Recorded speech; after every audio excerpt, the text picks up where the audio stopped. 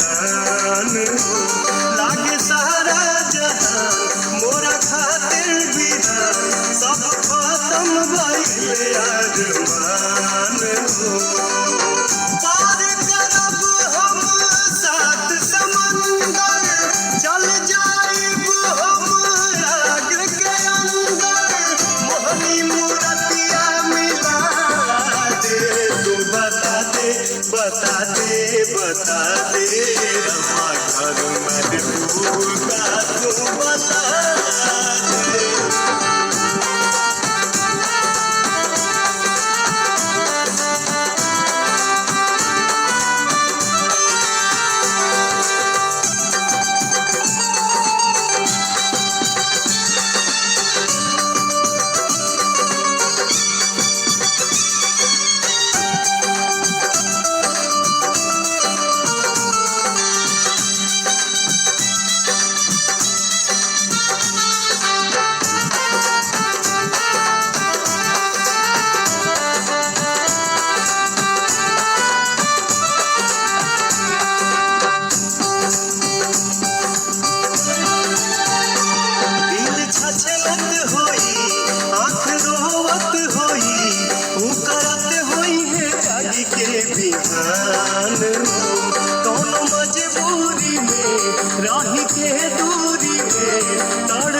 कोई मिले खातिर जान हो।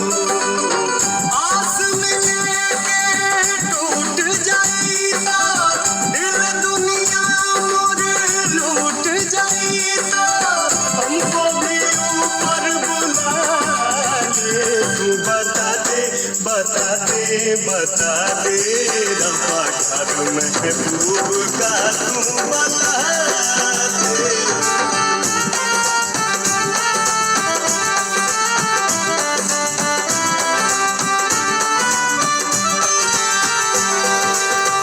टूट गइल सपने के डोरी, चल गइली कहाँ चांद चकोरी।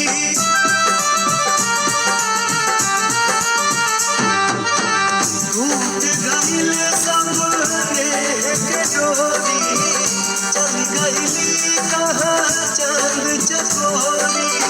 बन बन खोजी ताल तलैया, उछली हमी सब फूल पतैया, कैसे भी मुझको मिला दे। तू बता दे बता दे बता दे, रब्बा घर महबूब